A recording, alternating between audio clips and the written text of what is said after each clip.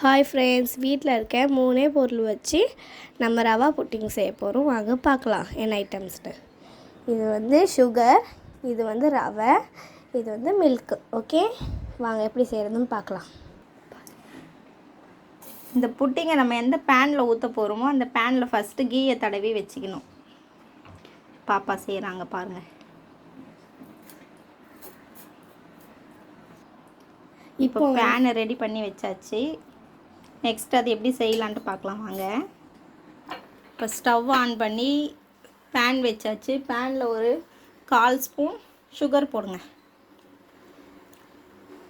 தண்ணிலாம் எதுவும் ஊற்றக்கூடாது. சுகர் போட்டு அதை நல்லா மெல்ட் பண்ணுங்கள். கேரமல் கிடைக்கும்.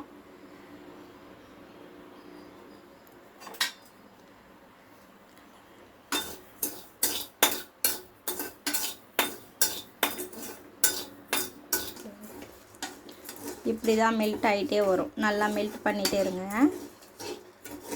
தண்ணி எதுவும் சேர்க்கக்கூடாது ஃப்ரெண்ட்ஸ்.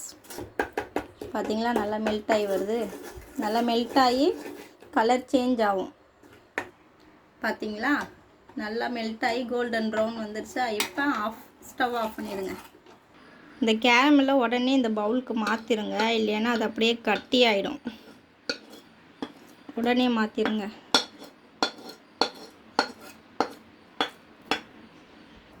இந்த மாதிரி அந்த பவுலில் ஊற்றி நல்லா ஸ்ப்ரெட் பண்ணி விட்டுருக்கேன்.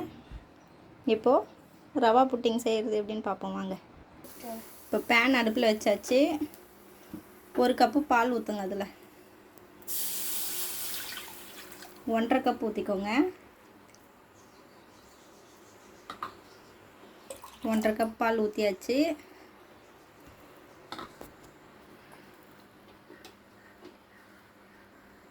இப்போ பாலில் 1 ஸ்பூன் நெய் ஊற்றிக்கோங்க.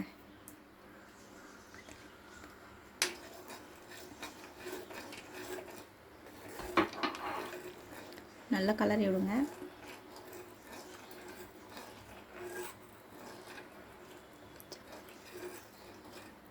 இப்போ சுகர் ஆட் பண்ணுங்க.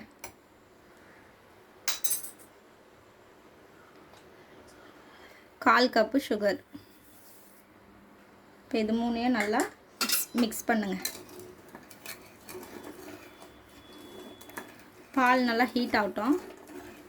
இப்போ சுகர் நல்லா மெல்ட் ஆகிடுச்சு. இப்போ நம்ம ரவையை ஆட் பண்ணுவோம். 1 கப்பு ரவை. நல்லா கலருங்க, இல்லைன்னா கட்டி ஆகிடும். கைவிடாமல் கலருங்க. அந்த ரவை நல்லா வேகட்டும். நீங்கள் நல்லா கலர கட்டி ஆகிட்டே வரும். இப்போ நம்ம ரவை பாயசம் செய்வோம்ல, அந்த கன்சிஸ்டன்சி வந்துட்டால் போதும். இப்போ ஸ்டவ்வை ஸ்லோ பண்ணிவிட்டு கொஞ்சம் மிக்ஸ் பண்ணுங்கள்.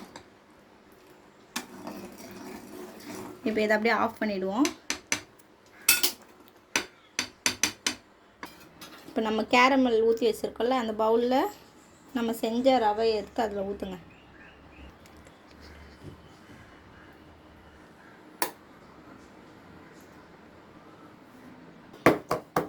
இப்போ இது உள்ளே ஊற்றியாச்சு. நல்லா ஸ்ப்ரெட் பண்ணி விடுங்க.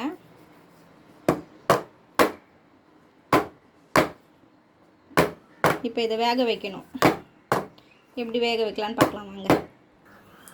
இப்போ இதை எப்படி வேக வைக்கலான்னு பார்க்கலாம். இட்லி குண்டானில் தண்ணி ஊற்றி தட்டை போட்டாச்சு. அதுக்கு மேலே இதை வைங்க. இதை வச்சுட்டு இதையும் மூடி போடணும். மறந்துடாதீங்க, இதை மூடி போடணும். மூடி போட்டுட்டு இட்லி குண்டானையும் மூடிடுங்க. மூடிட்டு ஒரு 10 நிமிஷம் வேகட்டும். 10 நிமிஷம் நல்லா வேகட்டும். அதுக்கப்புறம் எப்படி ரெடி ஆகிருக்குன்னு நம்ம பார்ப்போம்.